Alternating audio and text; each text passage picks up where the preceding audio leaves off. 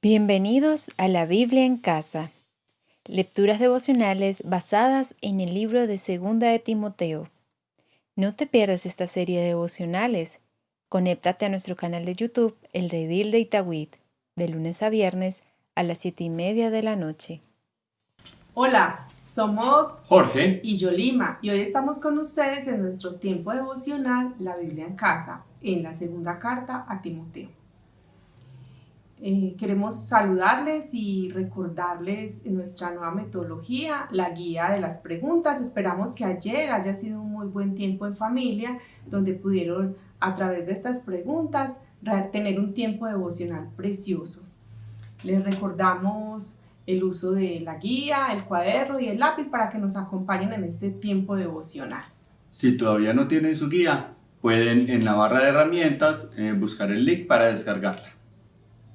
Bueno, oremos. Oremos. Padre, te damos gracias, Señor, por este tiempo que tú nos permites venir, buscarte, Señor, encontrarnos con tu palabra.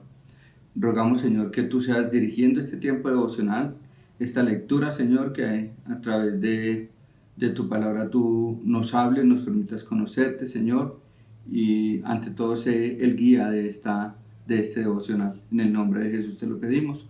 Amén. Amén.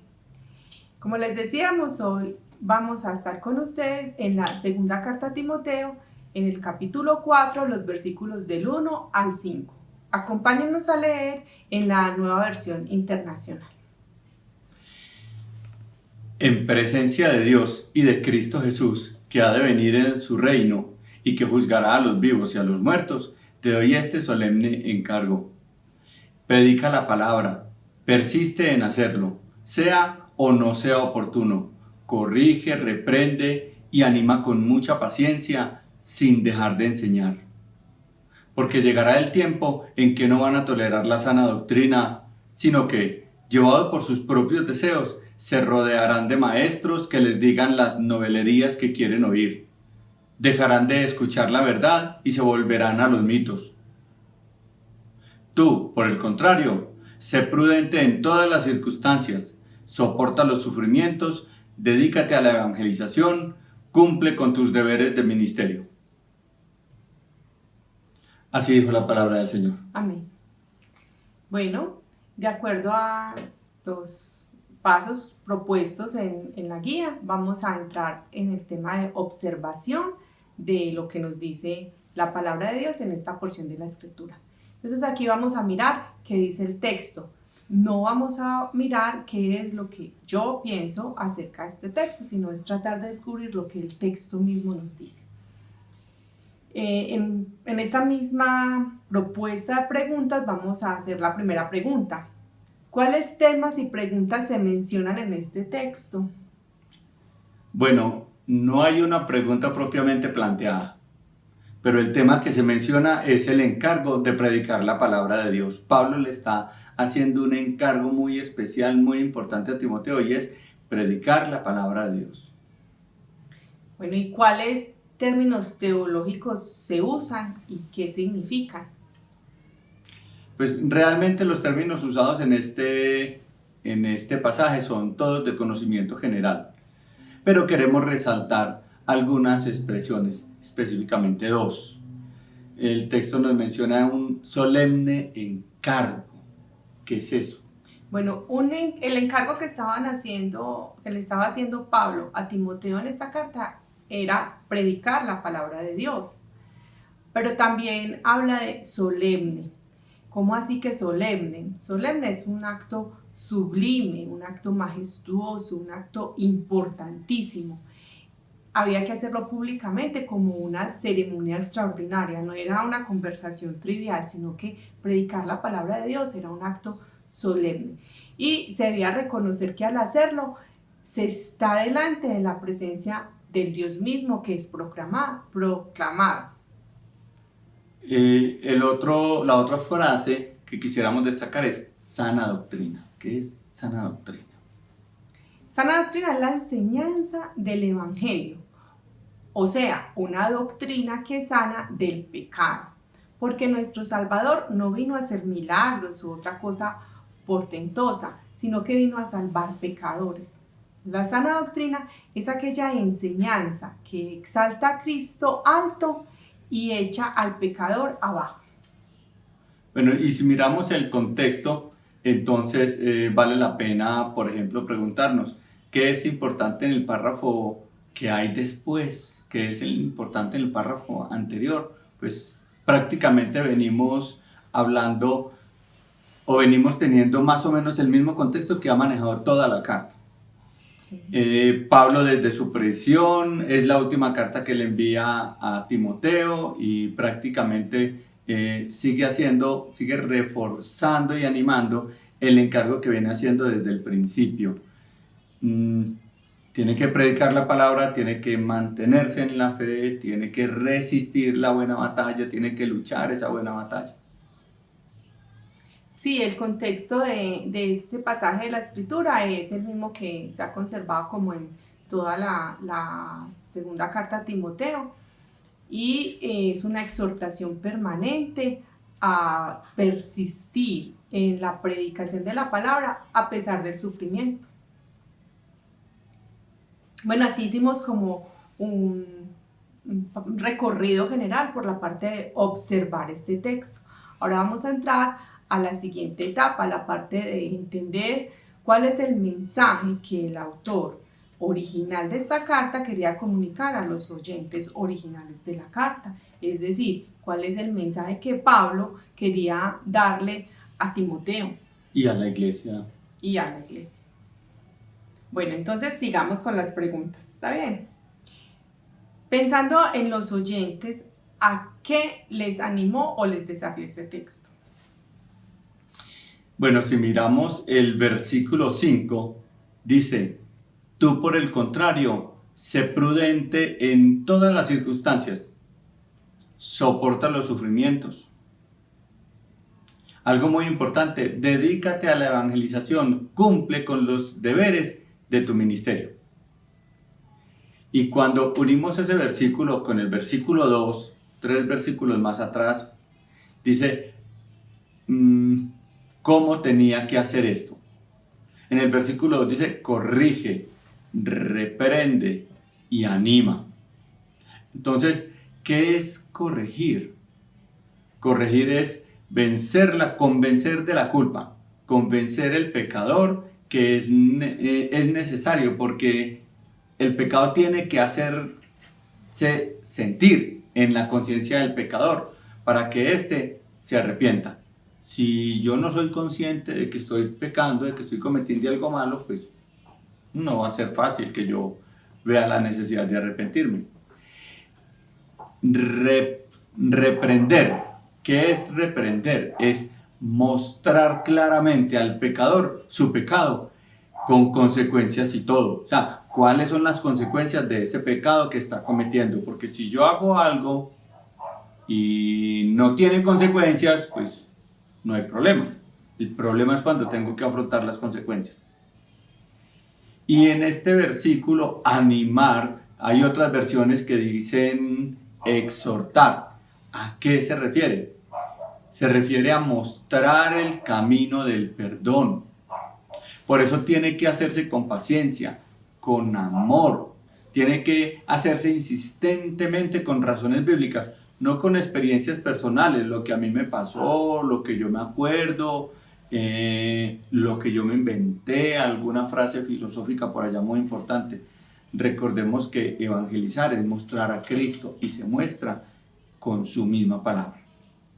Bueno, como para concretar esta respuesta a la pregunta, ¿a qué les animó este pasaje de la Escritura a los oyentes originales? El desafío era predicar la palabra, pero predicarla corrigiendo, reprendiendo y animando.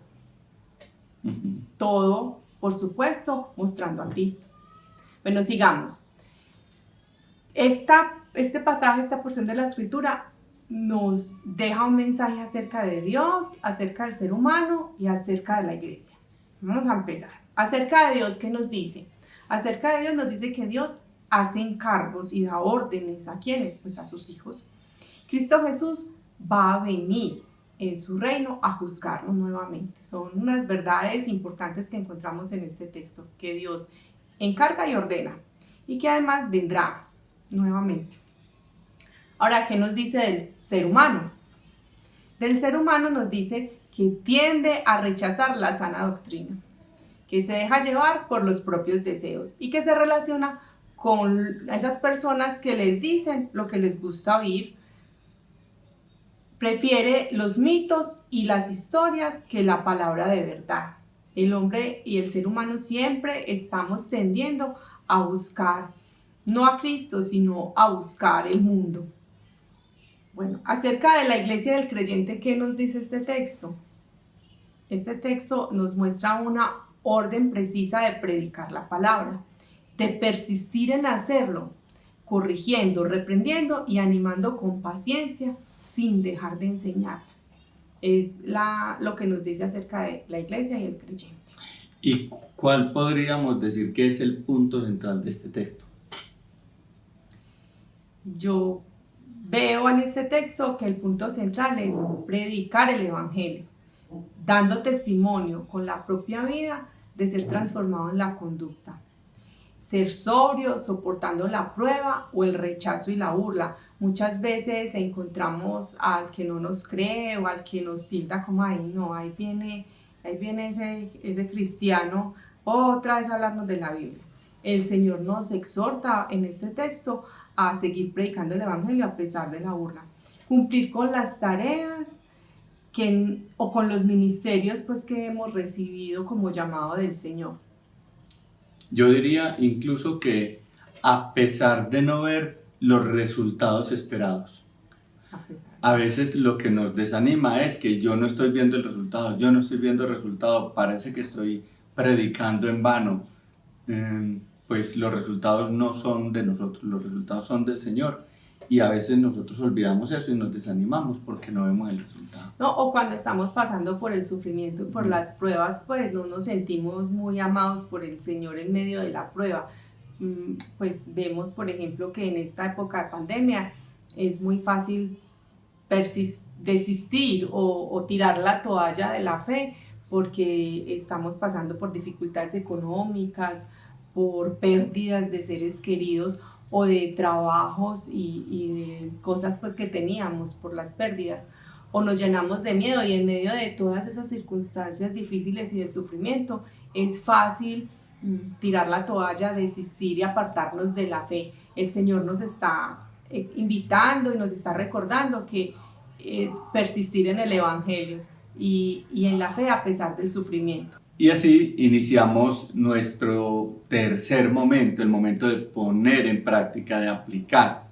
Aplicar es poner en práctica lo que hemos aprendido, pensando en cosas concretas que podemos hacer nosotros para caminar con rectitud, para caminar de manera agradable al Señor y teniendo una relación personal con el Señor.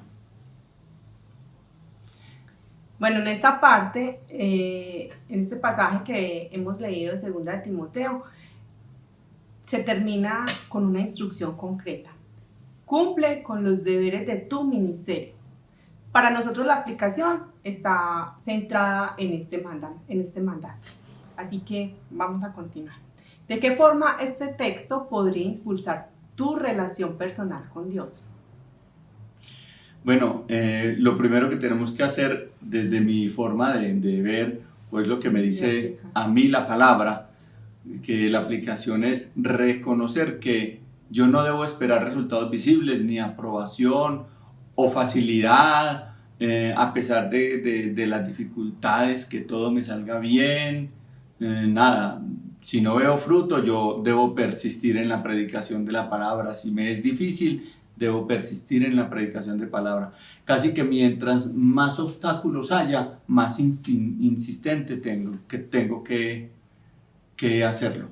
Y yo también agregaría que inclusive en esos momentos en los que nos desanimamos, una forma de persistir en la palabra es buscar al hermano que está en ese momento más firme y más fuerte para que me ayude a persistir, porque en nuestra fragilidad, pues como vemos en el texto lo que dice el ser humano, pues somos débiles y nos dejamos llevar fácilmente por la comodidad Entonces, en esos momentos en los que atravesamos por dificultad, también persistir en el Evangelio es buscar a otro hermano con quien orar, con quien compartir. Por eso es tan importante ser y hacer iglesia, porque cristianos solitarios no podemos Así es. existir. Bueno, otra pregunta. Sobre lo que dice el texto, ¿qué consecuencias tiene para tu relación con el mundo o con el prójimo? Bueno, eso es una decisión diaria en el Señor, en Cristo. Yo como casi que siempre tengo que estarme haciendo una pregunta y responderla todos los días. ¿Cómo me voy a relacionar hoy con el prójimo? A través de los criterios del mundo.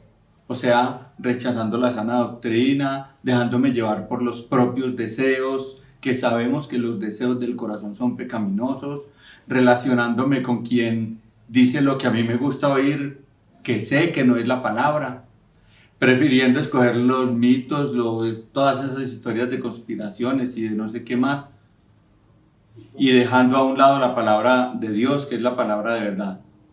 O por el contrario, me voy a relacionar con mi prójimo bajo los criterios de Dios, es decir, aceptando y apoyando la corrección, la reprensión y el ánimo en la palabra del Señor.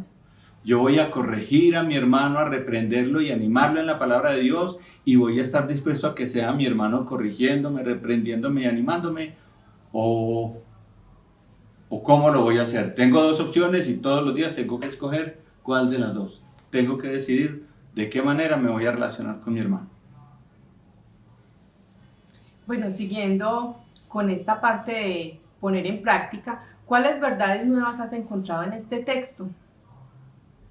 Nuestro llamado es a llamar la palabra y a llevar la palabra, no es la de ver el resultado.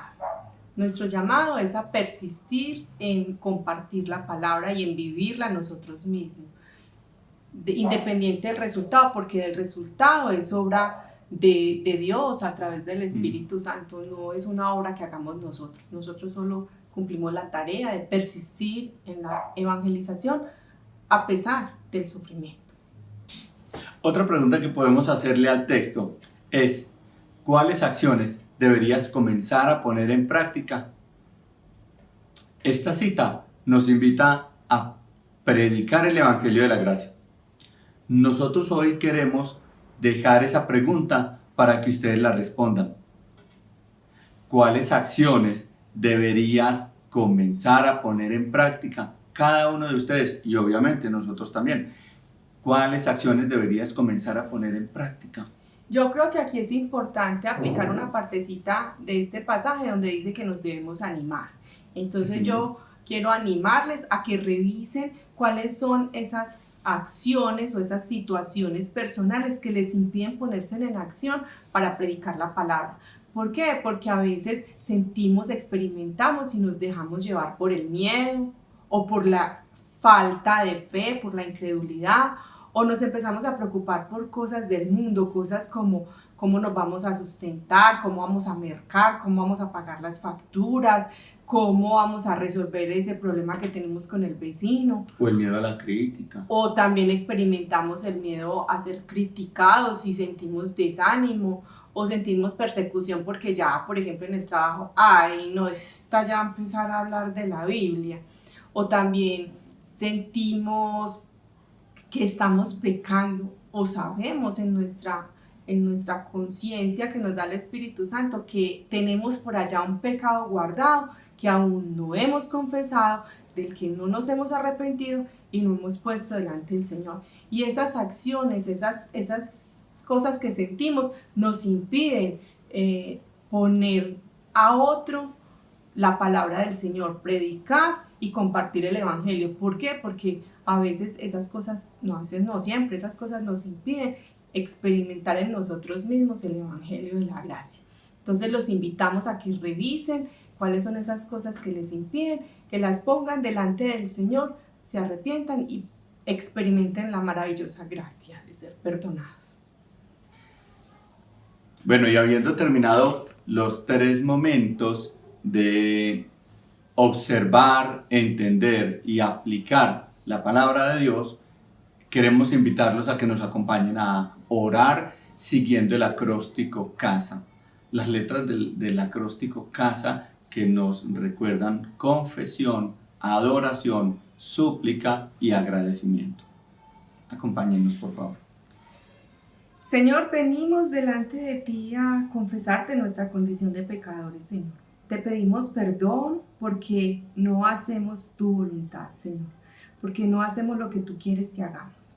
Te pedimos perdón, Señor, porque sentimos miedo, a veces falta de fe, incredulidad. Nos preocupamos, Señor, por las cosas del mundo, Señor, más que por escucharte, por obedecerte y por tener una vida contigo, Señor.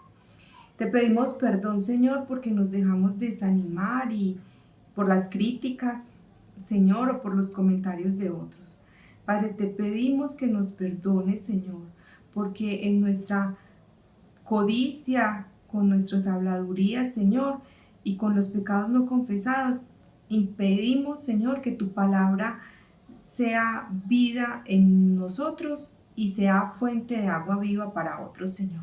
Perdónanos, Señor, por no obedecerte. Te adoramos, Señor, también porque a pesar de nuestro pecado, tú nos regalas tu presencia, tú estás en medio de nosotros y nos regalas a Cristo Jesús. Padre, sabemos que tú estás con todos aquellos que te reconocemos como nuestro Señor y Salvador. Te adoramos, Padre, porque sabemos que tú has de venir en tu reino, porque tú vas a juzgar a vivos y muertos. En esto creemos, Señor, porque como lo dije, Señor, tú nos has regalado a tu Hijo Jesucristo que nos ha liberado de este juicio, Señor. En el nombre de Cristo Jesús nos declaramos vencedores y eso es motivo de darte gracias, gracias y gracias, Señor. Padre, te suplicamos que encontremos cada día ánimo y gozo en Cristo para predicar las verdades de aquel que nos libró del pecado y de la presencia de falsos maestros. Señor, te suplicamos que tú nos ayudes a escuchar tu palabra, a hacer la vida en nosotros y a llevarla a otros. Que no nos desanimemos y que por el contrario nos haga más dedicados y persistentes en la evangelización. También te agradecemos, Señor, por tu palabra, a través de la cual podemos conocerte, a través de la cual tú te nos revelas, Señor. A través de tu palabra podemos relacionarnos íntimamente contigo y tú transformas, Señor, nuestro carácter hasta que llegamos a la estatura de Cristo. Gracias por tu palabra, Señor. También te agradecemos, Padre, por tu amor que nos invita a manifestar ese mismo amor que recibimos de tu parte a nuestro prójimo, enseñándole tu palabra, Señor.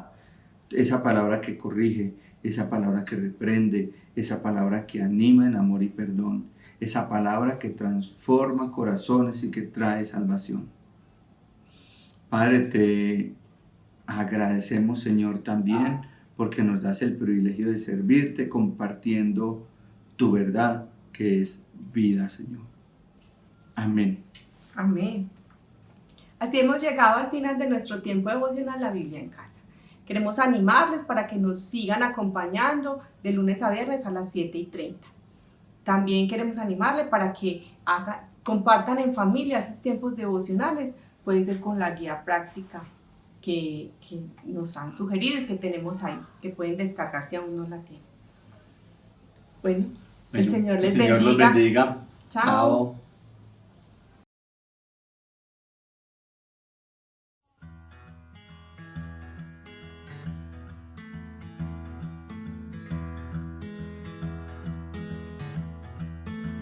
Si nosotros no anunciamos la esperanza, será el líder de Nirvana, el que ejemplo les dará.